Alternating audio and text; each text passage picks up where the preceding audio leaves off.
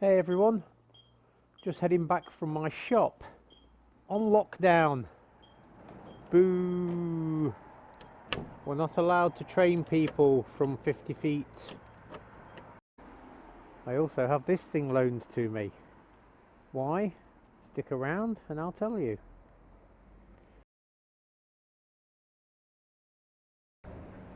Well, I've been getting some error codes on mine. Most of the error codes have been fine, they just come up as an error and you can reset the error.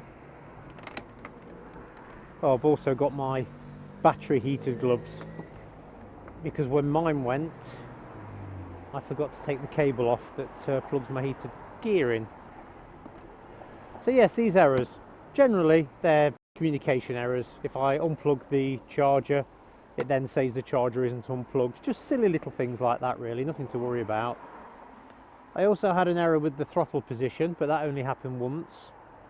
But the reason they've picked it up is because I've had what you call an isolation error. Apparently it's something to do with the damp or the wet in the battery. I get a feeling that people in California don't think it rains in other parts of the world, and these are Californian made bikes. So why are you sticking with it, Russ? Well, because it's a fantastic bike. Now, I didn't stick with Triumph because I wasn't getting the service that I wanted from my Triumph dealer. And then you say, well, they're coming up with these mistakes. Well, my Triumph had a cam chain tensioner go, the headlight frosted up, the rear indicators frosted up, the paint wore off the switchgear, the dash went on it. Some BMWs get recalled because they had drive problems. All bikes are going to have recalls over things, and the Zero is no different. The front brake light switch on the Zero was recalled because it went faulty, but they sent one straight out, no problems at all. My indicators on the back here frosted up a little bit, or they got a little bit of damp in them, and again, within a couple of days the indicators were there. I don't mind sticking with any company, be it Triumph, Yamaha, Zero, whoever, as long as the service is there. And the English electric company, and that's Alec, he's fantastic. Every time I contact him, he gets back to me within 24 hours, and he's even got me this bike whilst they take mine away and have a look at it. So let's have a ride on this one again. Everything on the bike is the same apart from the fairing, and really the foot pegs are higher.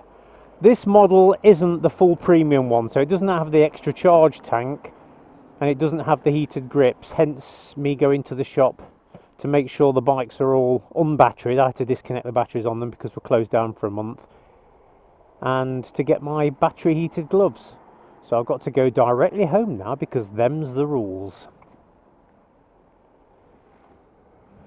The charge tank on these is only really needed when you're going out and doing long journeys. Other than that, the 100-110 miles you get from the bike when you're riding normally isn't a problem, because when you get home you've already got your petrol station at home. Plus, bear in mind, if you are out and you have to charge whilst you're already out, you don't need to fill the actual tank up. All you need is enough to get you home.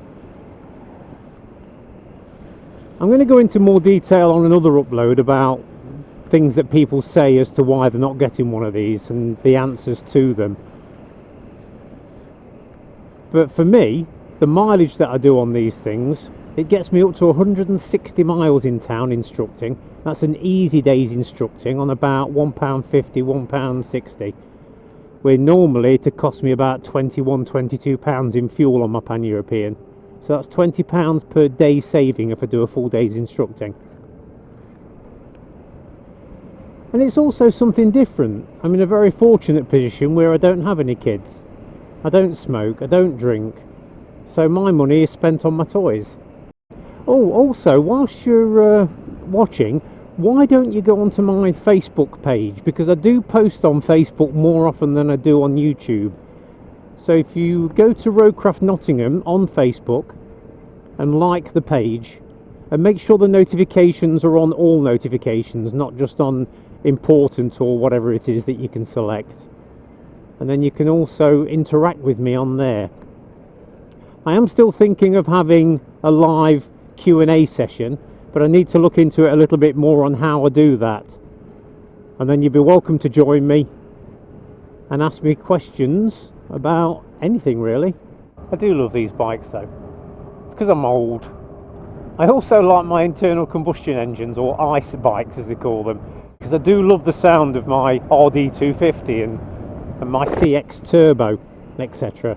But I also like the fact that now all you can hear is just a tiny little bit of tram, or if you're old enough to remember, milk float noise. I actually find it quite relaxing. It's not too bad a day today. It's showing 6 degrees on the dash. Oh, and I'd also like to address some of the comments that people are making about going out in ridiculously cold weathers.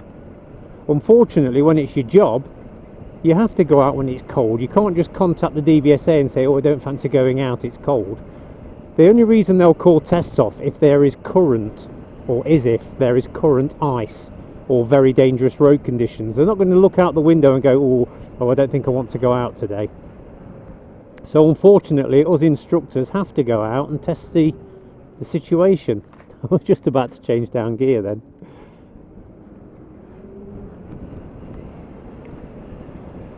So when I set off from my house that day, it was showing probably around 3 degrees or so, and it very, very quickly went down to 2 or 1. But it's not just about the air temperature. I've been out in -10, -12 degrees when the road's been dry before, and it's been beautiful, especially with my heated clothing on. But when you get something like a damp road and then a sudden drop in temperature, that's where you're going to get your ice. The worst one I had was probably about 25 years ago, when I was actually on the way to a test centre with a pupil, and it started drizzling. So when it just starts drizzling, you think, oh, it's only a little bit of rain, that's not a problem. But within 2 or 3 minutes of it stopping drizzling, the road was sheet ice, and my pupil came off in front of me, and his bike started spinning in front of me, and I managed to slow down with my clutch out using my back brake only. And then just at the very, very last second, when I was doing about 2 or 3 miles an hour, the spinning bike in front just caught my front wheel, and then I came off on the ice. One of those really slow ones. So it goes, that's a Nottingham, it goes to show, it goes to show that what the temperature and weather is like when you set out isn't always going to be the temperature and weather of the place that you come off. It was only a quick upload just to say I've got a new bike for the moment. I'll keep you updated on the old electric bike situation. But I do want to give a big thank you and a shout out to Alec at English Electric and Zero UK, because they've been absolutely on the ball, and you really can't say fairer than that. I'll speak to you soon, everyone. Bye bye.